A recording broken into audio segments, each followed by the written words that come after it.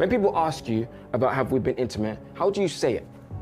We say, no, we haven't been intimate. I'm not No, ready. how do you say? I don't want to do it. Not ready. So when we have, because we have, you've still been saying no. Yeah. Lying to people's faces. Is that your authentic self? I hate to be proved right, but I called it. I remember saying that Julia Ruth needs to keep her mouth quiet because she is going to be turned into the villain the moment Stephen leaves. But now she doesn't have to wait for Stephen to leave because now she is the villain now that Sarah's gone. And she is not helping herself because she put up a TikTok where she was saying, you know, people shouldn't go onto TV shows if they've never done any camera work before. She has done camera work with her dance thingy, so she knows where cameras are. And it's like, girl, this is not a film or some sort of dramatic reality TV show for some other reason. This is a dating show. Yes, it's a reality show, but it's a dating show. It's for amateurs that are looking for love and are looking to be set up with someone that they could form a lifelong relationship with. So the audacity that you think this is only for people who've done camera work before, I don't get it. I know she's been on a couple of shows before she came on Married at First Sight, and this is not doing her any justice. Lee is just as bad as Julia Ruth, but the thing is, the viewers are going to go harder on Julia Ruth than they are going to go on Lee. And sadly, she's made herself the villain. She wanted the spotlight, and now step in, love. Here is your era. Anyway, hey there, thanks for stopping by. Welcome to my channel. If you're new here, don't forget to subscribe, click the like button, turn on the notification bell for when I upload new videos, and definitely leave a comment. In this episode, I'll be reviewing Married at First Sight UK, Season 10, Episode 18. So we have the couples. Well, we have the married. They're sort of split into groups.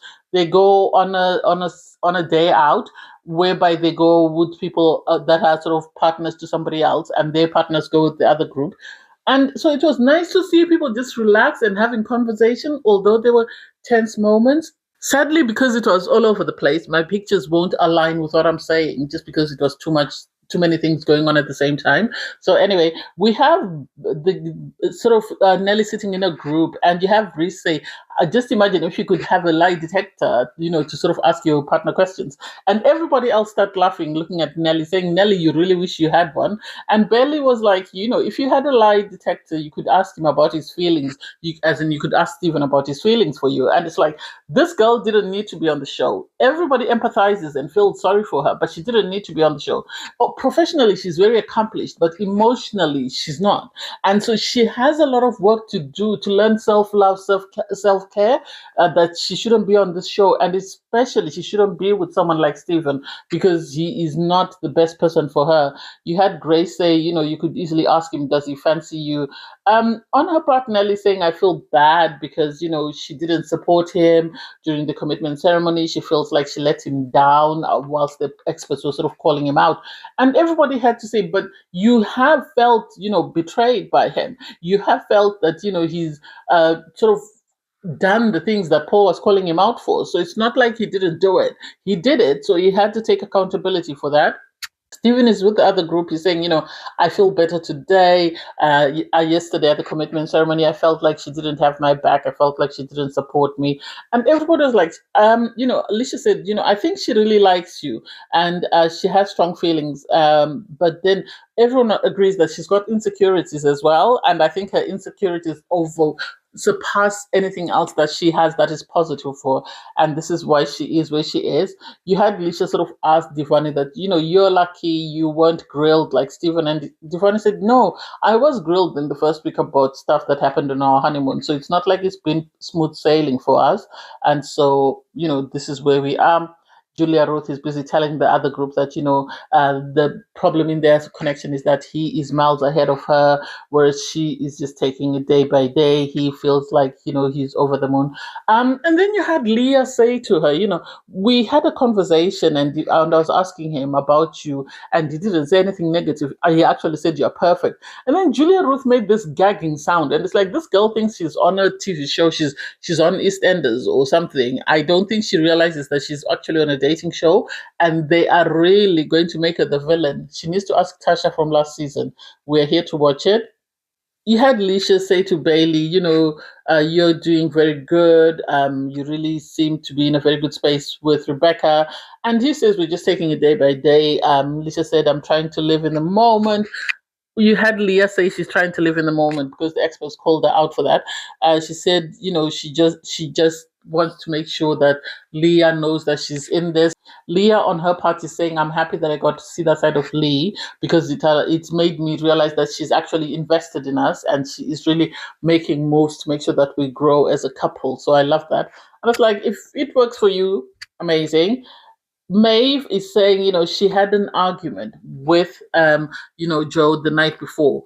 I said this before and I said it, I'll say it again. I said it yesterday that they shouldn't have asked her or told her that she needs to open up and feel her emotions and react the way she's feeling in the moment. Because look where they are now. She doesn't have the ability to self regulate. Because apparently he told her this week you need to do something nice for yourself.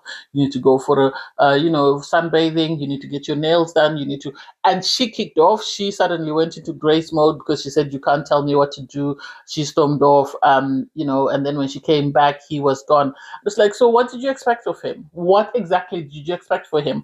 To sit there and allow you to sort of lash out at him, go and cool down, and then find him waiting. He did that on the honeymoon, but I think he's run out of patience. And I think seeing this side of her and seeing the side that he saw on the honeymoon is the reason why he is where he is and he's left the experiment for a night. Because at the end of the day, he's seen the terrible side of her that everybody else hasn't seen. And because she's very reactive, she doesn't see how she behaves. It's only after she's reacted and she's cooled down that she realizes that, well, maybe that's not a good look. Let me change. And sadly, it's too late because this man, I think, is now getting the ick or is being put off. Joe, on his part, was having a conversation with Ashley, and he said, I didn't quite understand her reaction because I just said to her, this week, you need to take care of yourself. You need to get your nails done. You need to go sunbathing. You need to do that as sort of self-care. It seems was what he was trying to imply. And then he said I was fuming because of the way she reacted. He hasn't been himself. I think he's been walking on eggshells because he's been trying to do not to do anything that provokes her. And sadly, by being nice to her, he provoked her. And now he's in this space whereby his cup is overfull. He can't sort of contain anything else that she's dishing him. And he says, I don't think I'm truly myself, or he's truly in love with her. He loves her. He has love for her, but he doesn't think he's in love with her. And I think this is because every time she lashes out and she throws a fit, he sort of feels some type of way about it, and now he's decided to leave the retreat. I think it was too much for him. I'm happy that he left for the night. If it's just for the night, even if he comes and packs his bags and goes home, maybe the two of them need time apart, and then they discover whether they really like each other or whether they don't. If they don't, they keep it stepping. If they do, then they come back together. They don't need to be on the show to do that. You then have the people sit around. So the couple that had gone to what looked like a pub sit down in a group and sort of start having conversations, and they're asking each other, let's play a snog, marry, pie game. And so Maeve is the first one should go. She said she'd snog Reese. Okay. She said she'd marry Ashley. It makes sense. Ashley is very caring and very emotionally intelligent, in my opinion. She said she'd pie Stephen because of the way he's been treating his wife.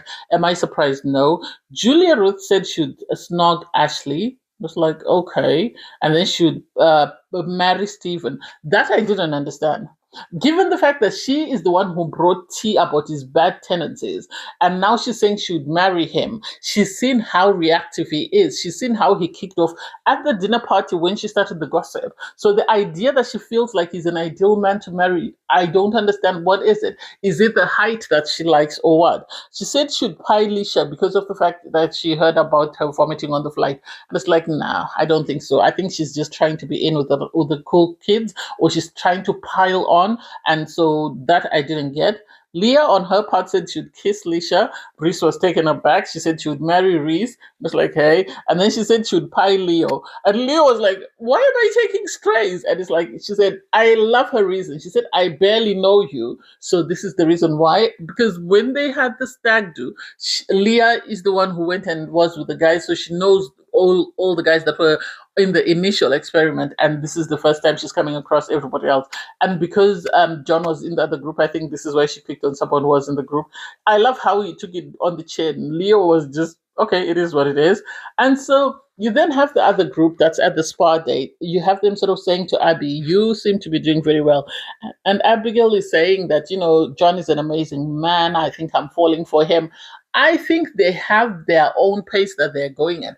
That seems very emotionally intelligent and has this level of maturity that you can't quite describe it. Yes, we don't get to see them as much, but out of all the couples that are in the experiment at the moment, I see them working way better after the experiment than anybody else in the show. John said, we have great banter, we have attraction, and I really like being around her.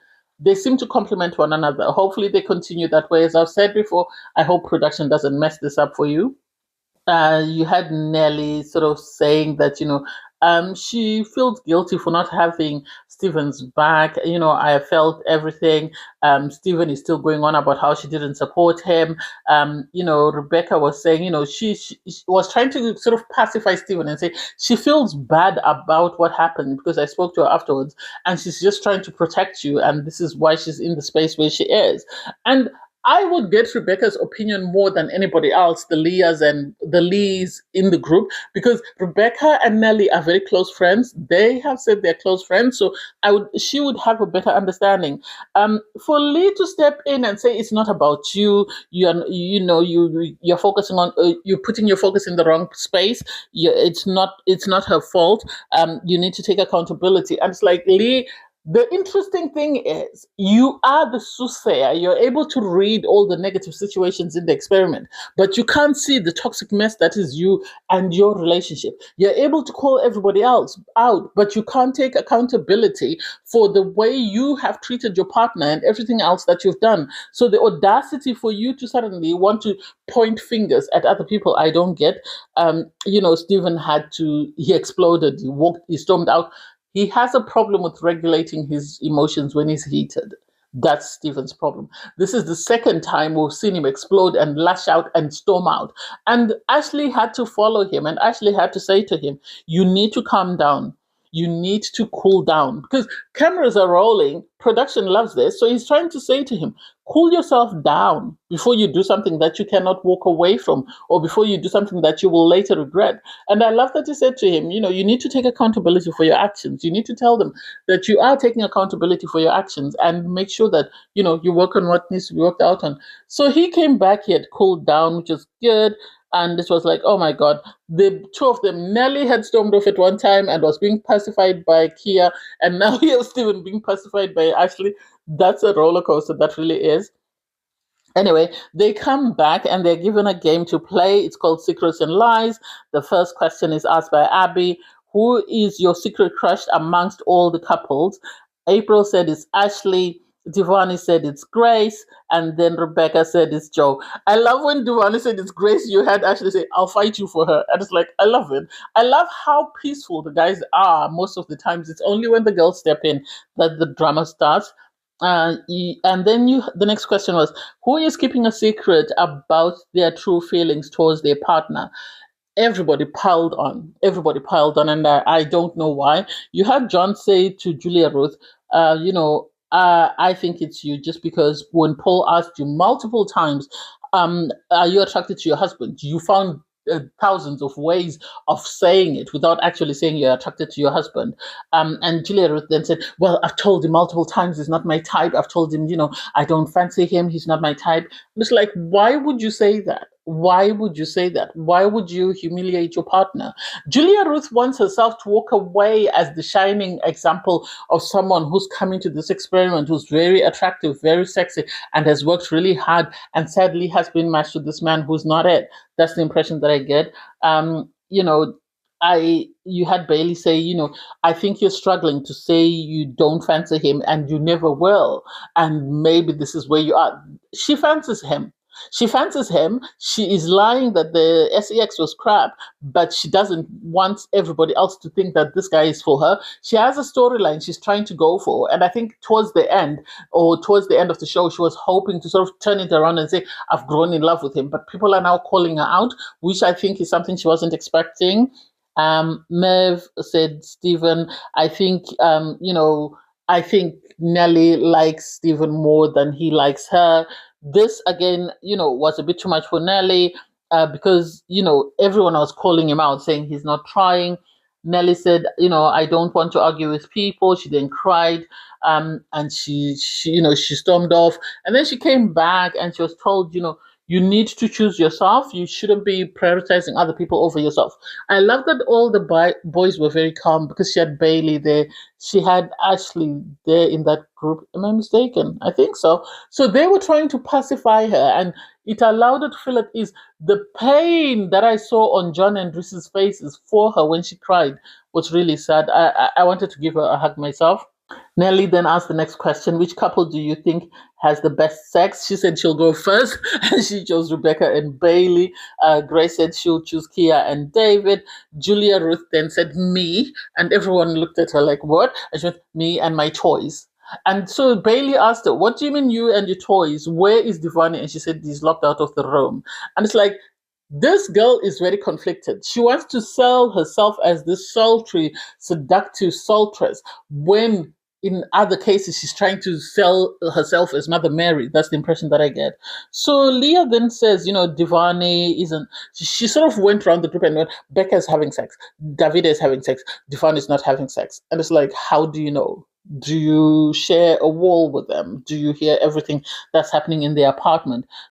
Devanni then in his confessional said, people don't know what's going on in my marriage. Only I and Julia Ruth know the truth. If only they knew exactly what was going on in my relationship, they wouldn't be saying what they're saying. It's like, okay, let's go.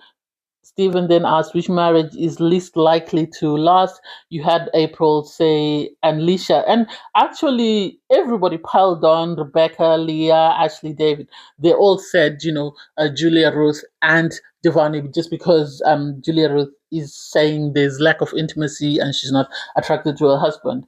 And it was really sad because, Devanni, I feel like he told his cousin the truth, and I think this is why the cousin was asking Julia Ruth that, why are you here? What is your goal? What is the end goal of this whole situation? Because yes, she's been on camera on other shows before. Devanni apparently has been a backup actor in Bridgerton, but the thing is, they are in this relationship. Is it a genuine relationship or is it a fake relationship? And Devanni, I think, was so fed up, he decided to let it known that, she's spinning a narrative. She's not telling the truth of what is actually happening in my marriage. If only everybody knew what was happening in the marriage, then they would understand where we were. You had the couples go back home to their partners. Everybody arrived back to their partners. Maeve arrived home. She sent a mess. Well, she called actually Stephen, and Stephen said, he's a bit overwhelmed. I just need time out. I need to take the night out. I haven't left you. It's just I need a break. I've got a lot of things going on at home, and I've got a lot of things going on in the experiment. So I need time to just sort of decompress, and then I'll come back. If that's how he's takes care of himself, good for him. I think it's better he take a day out instead of him resorting to things like drugs and alcohol to try and sort of pacify himself or moderate himself. So good for him. You then had Julia Ruth and Devanni sort of meet up in their apartment. I love it because Julia Ruth was out here telling everyone that, she's playing with her toys. And yet Devanni is saying, no, that's not actually what's happening. And I think Julia Ruth wasn't expecting this because she must have had a narrative that she had set for them that would allow her to leave the show as the victor, as someone who's gone through a lot, has really tried for her marriage and nothing has worked. Because Devanni called her out and said, everybody has been coming at me, telling me that my relationship is not going to work because there's no intimacy, there's no connection between us. But you and I know that we've been intimate multiple times. And so for her to turn around and say, the sex was bad. If it was bad, why did you go back a second, a third, a fourth time? Make it make sense. If it was bad, why did you go back countless times? And I think she said it to spite him because you could see he was taken aback just as she was taken aback when he revealed that, this is what had happened. It seems they've been coming up with a script behind the scenes and they've been coaching each other on what to say and what not to say. I said this in my previous review. Go back and watch them. I said, when you go into Marriage at First Sight with a persona or you've got a mask, your mask is going to slip. And Julia Ruth's mask has slipped. For her to cry and say, you've embarrassed me, you've you don't respect me. You don't. Sadly, you don't respect your husband as well. When you're saying the sex is terrible, that's disrespect. When you're saying you lock him out of the room because you want to pleasure yourself, that is disrespect. And you had people joking and saying he's banging on the doors, calling to come in. So the idea that all this happened and you were okay with it, suddenly now that you're being called out, she's not a victim. I'm sorry, but Julia Ruth is not a victim. She made her bed. She needs to lay in it. And I don't think anyone should be defending her because she knew exactly what she was doing. She realized that her marriage was never going to be at the forefront because she must have realized that if we keep quiet about this, there's no connection, there's nothing to discuss. And sadly for her, she's placed herself in the mud because now she's in a situation whereby she is going to be Married at First Sight season 10's villain. She's going to be on par with Stephen. So I can't wait to see how that ends. Anyway, thanks guys for watching. Please don't forget to like, share, comment, and subscribe. Click on the link in my video to watch my review from episode 17. Bye guys.